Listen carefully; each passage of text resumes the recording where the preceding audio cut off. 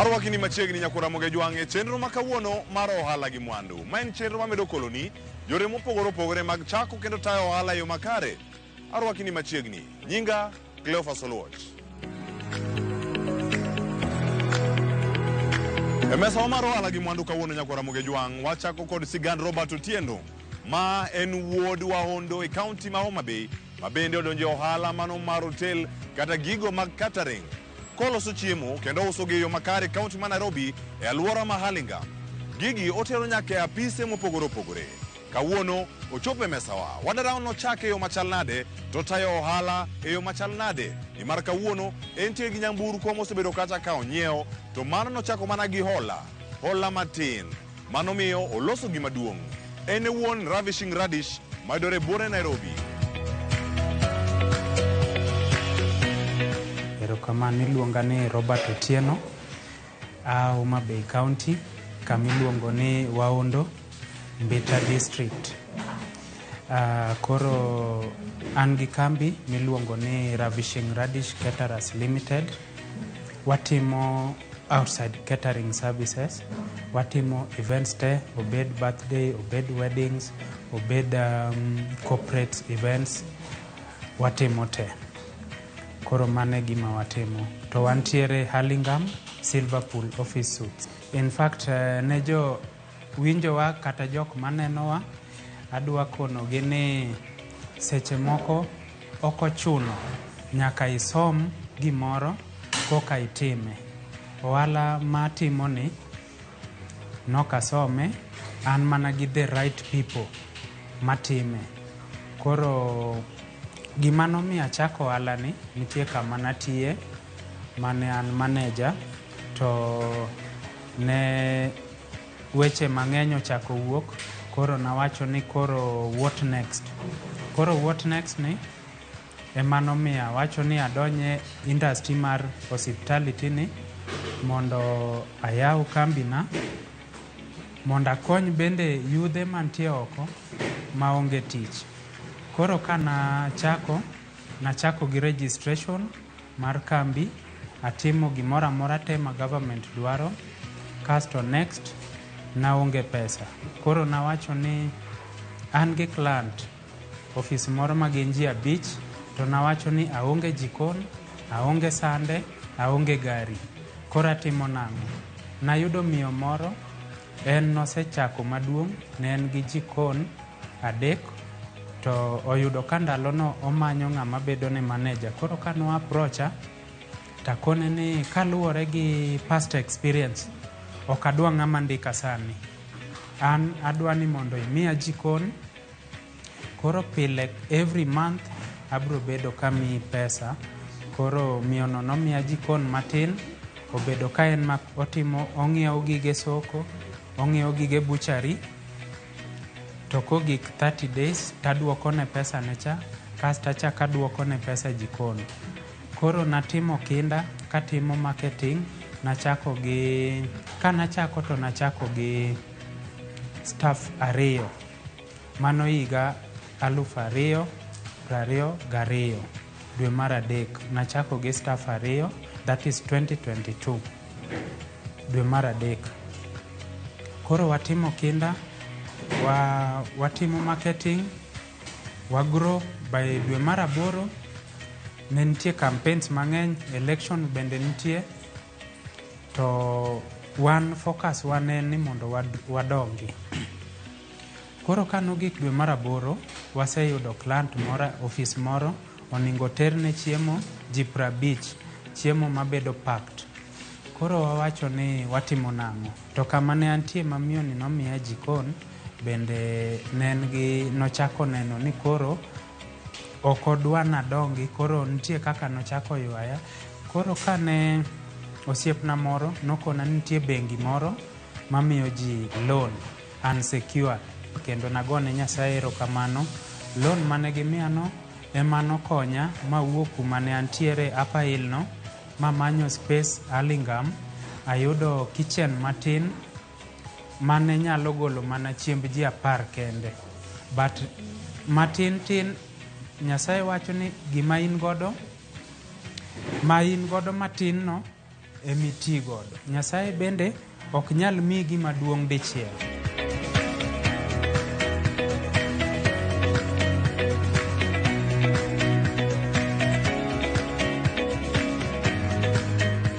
Seche ma ichako kambi, ma en kambi mobedo registered, nyaki register kambi miyud certificate of incorporation, miyud PIN certificate. Tok mano, kiyudo kami ichake ohala, oningi chul government business permit. Business permit no, sani en iluonge ni Unified Business Permit. Wan gi health certificate, wan gi fire, wan gi food handling certificate. Koro magi gik ma ng'ama chako ohala nyaki chul government business permit, nyaki chul government fire, nyaki chul government food handling certificate ka ine industry ma wantie. Awacho ni ji mang'eny samoro paroga ni en tugo, kikone ni nachako mana gi sufriechni 2 gi silinda mar 13 kgs, gas bana 1, ng'ato nyalo paro ni en tugo. Ma pesa manachako go nok en more than 10,000. Koro kaka tich medo biro, iyudo ka clients mi order mang'eny, chuni ni nyaka ibed gi equipments minyalo golo godo order gi haraka. Koro nochuna ma medo utensils, amedo kitchen equipments, masani kigo kwan mar kitchen utensils to gi kitchen equipments ma wan go is almost 6.5 million. To ne wachako gi budget mar 10,000.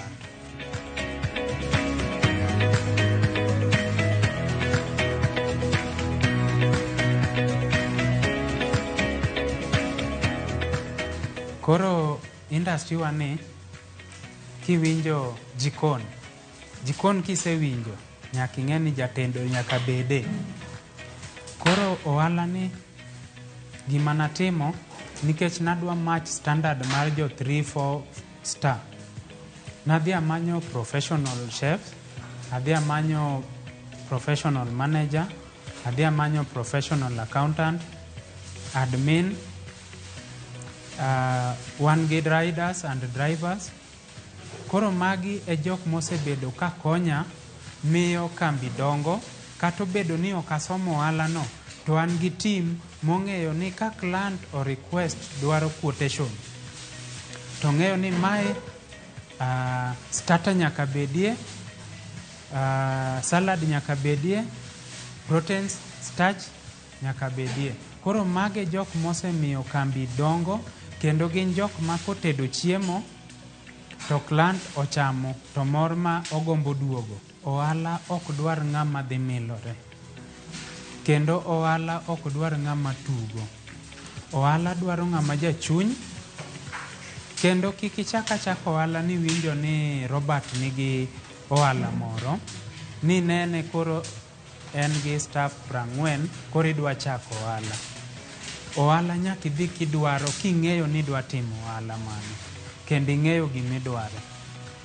Koro ji kata yudhe madwa chako ohala nyaka ikuong ing'e ni to en location kanye kamidwa kete, to pesa di midwaro, staff mane midwaro, nyaka ibed gi pesa manyalo chulo ni rent dweche 6, nyaka ibed gi pesa manyalo chulo ni staff dweche 6 gi pesa suppliers.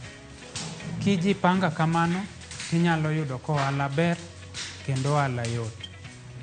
Ne ji mantie oko kanyo, obed Kisumu, obed Nairobi, obed Mombasa, ne in Kisumu tibiro Nairobi, tigombo chamo chiembwa ma watedo. Kata ka intie Nairobi, tigombo ni mondo wakel ni chiemo e ofisu. Wan wayudore Hurlingham, Agwings Kodhek Road, at Silverpool Office Suites. Kanye kama wayudore, kibiro wantie gi restaurant, to kendo wan gi commercial kitchen kama wantie kani.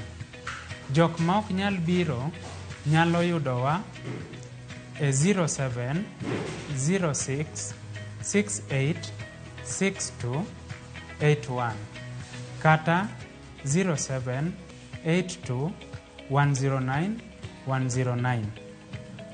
E mbui waluongo ne Ravishing Radish Caterers Limited. Jok mantie Instagram waluongore ni ravishing@radish. Mano kaka inyalo yudo.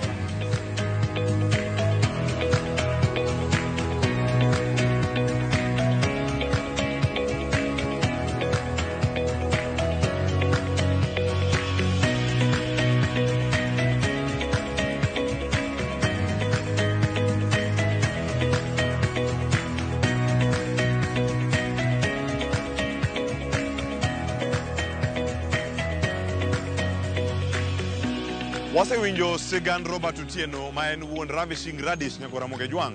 Sani en thuolo ma wadaringo kendo warang'ani gima timore kaunti ma Mombasa e chiro ma Kongowea.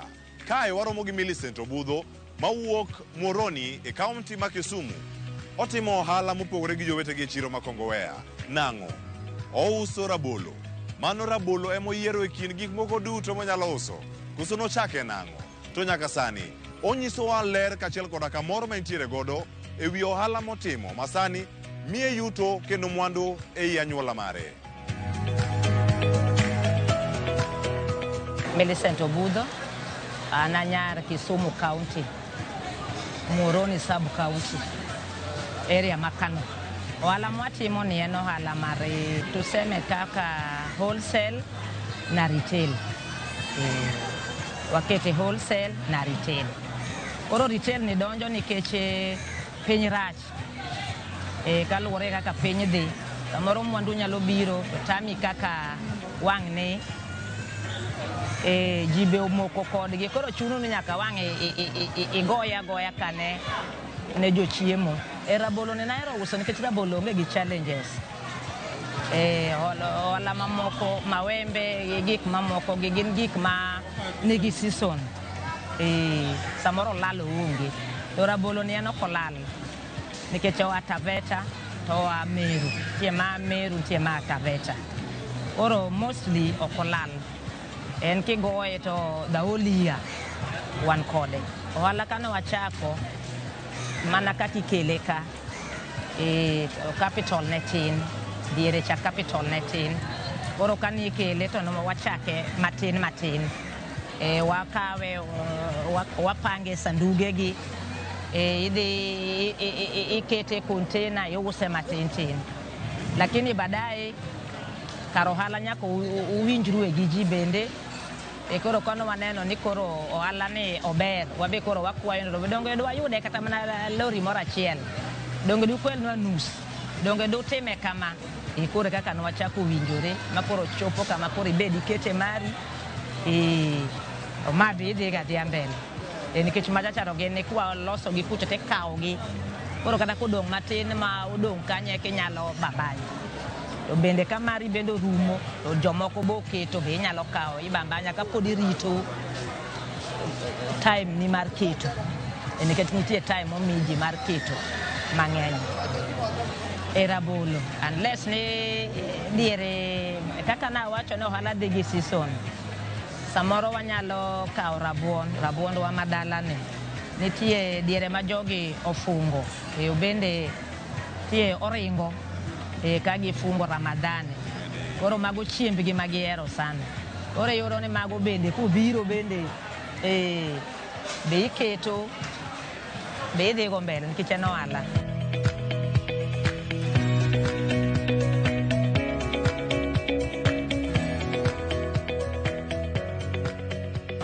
Mor mara en ni kabiro timo ohala yude gimoro. For example, ke yudo gimoro ing'eni okang' ni we joube. Tie kaka nyithindo masomo be nitiere. Tie nyithindo makie. Boma ka boma onge kama kie onge. Kie be nitie koro kidole kama.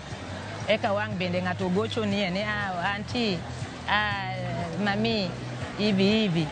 Kiyude maber okonyo jami. Okonyo jami wa.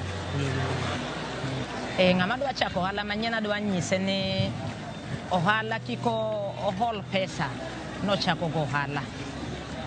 Kiko hol pesa mang'eny no chako go ohala. ohala chaka matin gi pesa ma in go matin kata Nyasaye omiyi pesa matin. Mostly dir ng'ama osetime, ohala midwa timo dir ng'ama osetime mondo opimni kaka ohala no dhi. To kosepimoni eka bang'e ibende iboneno kaka itimo ohandi, especially kaka chiro ka. Jono kaka opong', kaka opong' kamani depends gima ng'ato dwa uso. Mostly sani wakwayo ni ne wayude jowa bende okele jiwa ka dala. Ng'ama dwa tudore mana koda Millicent Obudho, number 90724482869. Mane namba miyudago ka.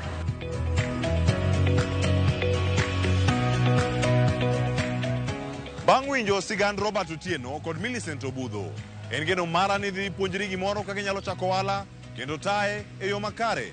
Wakawo mana yweyo masani. Ka waduogo, pod waiko ni mathoth koting'o ja ohala mar juma.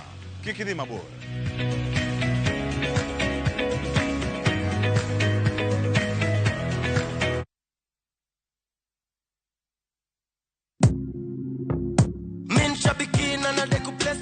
Naitwa Daniel Kimanzi, nimetoka Kitui County. Mimi kazi yangu ni I'm an engineer by profession. Shambiki ya Fieta, nilianza kucheza mimi na pesa kidogo, nikimprove kidogo. Nilikuwa nakula tu natoa, nafanya kazi zangu, lakini mpaka saa hii ndo nimefika pahali nikakula pesa mzuri yenye inaweza nisaidia. Saa hii nikiwa nimesimama hapa, niko na furaha sana. Nimeshinda 1.5 million kama venye mnaona kwa hii check. Hii pesa itaenda kunisaidia sana pamoja na familia yangu. Niko na watoto shule, italipia fee. Biashara yangu ya construction pia huwa inahitaji pesa mingi, itaniboost kiasi kikapital, na pia nitaendeleza mambo zingine zangu. Win big in seconds. Aviator Shabiki.com inakupa the biggest multiplier in Kenya. Shinda up to 50,000 times your stake. Yani ukiweka stake ya 100 bob, ndege ipeperuke, unashinda 5 million within seconds. Changamkia Aviator on Shabiki.com. Not for persons under the age of 18. Authorized and regulated by BCLB license number 428.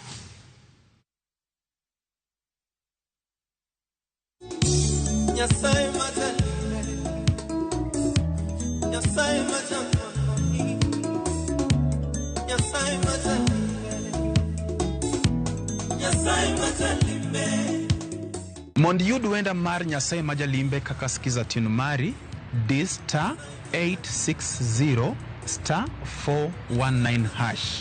Parnia Ramogi TV e od jowende duto.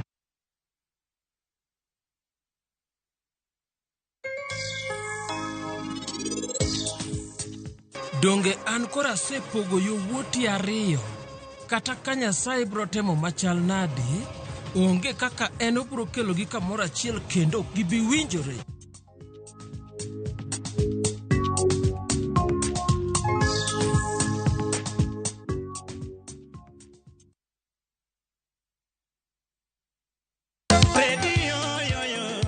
Mabiro e chenro mar ng'ejo thumbewa. Iluonga ni Fred Odiwuor Nyandiko, mane nyinga. Wagoyo mbaka gi jathum Fredi Jakadongo. Kendo wafwenyo chakruok mar ngimane mopondo. Nanyalo ga mali gi mag gweng' matin, adoyo ne ji, apuro ne ji. Ma ok oyangore ni ji mathoth mong'e. Kidwa chula tang'isi ni miya rabolo ma pod yom cha. Tudri gi Solomon Atito Kafaya, tich abich ni, chakre saa 2 okinyi, mana e Ramogi TV.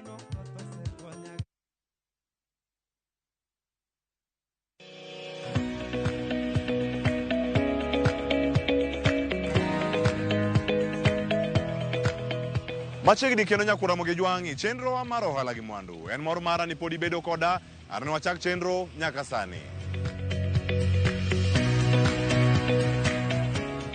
Nyako Ramogi Jwang' bende ing'eyo gima lit mar chuny nyalo kelo. Igni 16 mokalo, paro ne obiro ne ojana matin. Mano mar chako gino mane nyalo miyo jogo mowito ngimagi yot e kowo jogi. Ma en sigand John Onyango. John Onyango e wuon Kupa Kenya. Kupa Kenya kwa Ramogi Jwang' osebedo ka konyo Uganda mathoth e neno ni jogi motho kata owito ngimagi oyudo kopo makare. Kawuono, kaluwore gi tho mar min mare, igni mokalo, noneno ni ber ka jogo mowito ngimagi yudo kopo e yo makare. Wawinjane sigande ni mar John Onyango e ja ohala wa mar juma.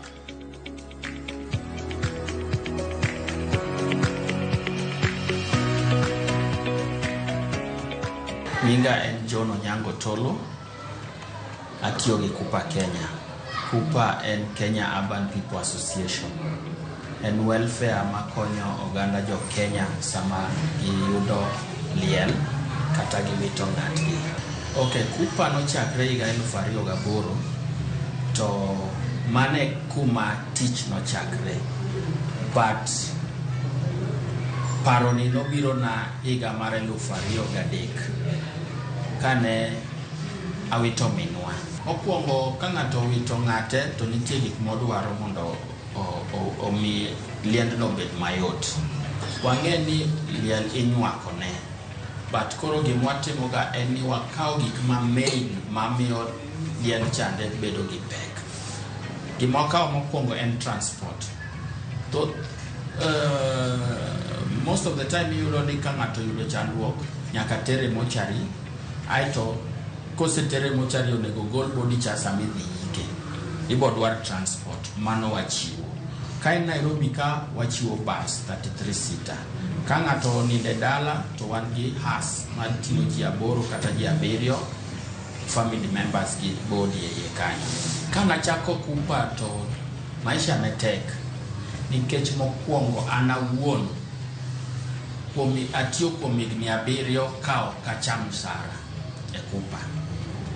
To jok mane tiyo na mshahara nok lew, to kolew to gikuot, sama jok moko we tiyo gik machalo kama, to gikia ni an awuon iloro oda mokachul rent. Mar ariyo en ni iyudo ni kana chako Kupa wuoyo gi ji nok yot, nikech iyudo ni ndalogo noyudo ka ji osebedo kond gi shirika mopogre, koro ne nitie luoro mar donje gik machalo kama. Namba 3 en ni ing'eyo biashara en ni ichiwo pesa timiyi gimoro. Nitie goods and services miyudo ka sama itiyo gi pesa ni dongi. Kupa kae ng'ato nyalo bedo gi luoro ni achiwo pesa to kane gima timona, nikech giminya neno ni pesa cha otiyo en ni ka ng'ati onindo gi services mwachiwo dongi to kawo muda kapok iwito ng'ati. Koro en ni wauso geno ni donje Kupa kapo ni gimoro botimre to obotimoni kama. Koro nitie jok mang'eny manojaro Kupa, to ndalo kane be noka introduce myself kaka founder, kaka CEO, nikech ji ne oko trust.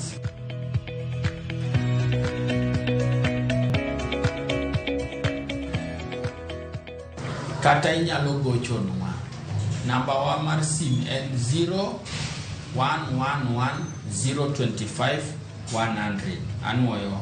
Namba wa en 0111025100.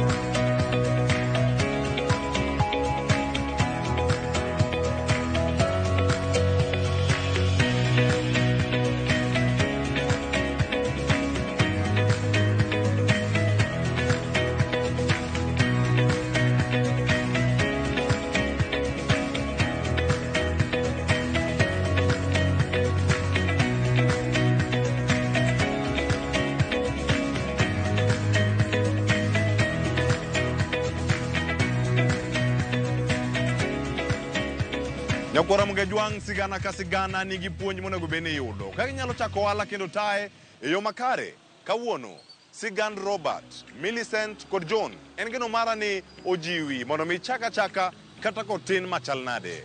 En mor mara ni ano chak chenro nyaka sani makoro chope giko mare isebedo koda. Tudri koda kendo juma manyien ka odhi menyo ni ohala machielo. Wami riekni mopogore opogore kaka nyalo chako gi kendo tayo gi e yo makare. Oriti masani, jinga Cleophas Oluoch.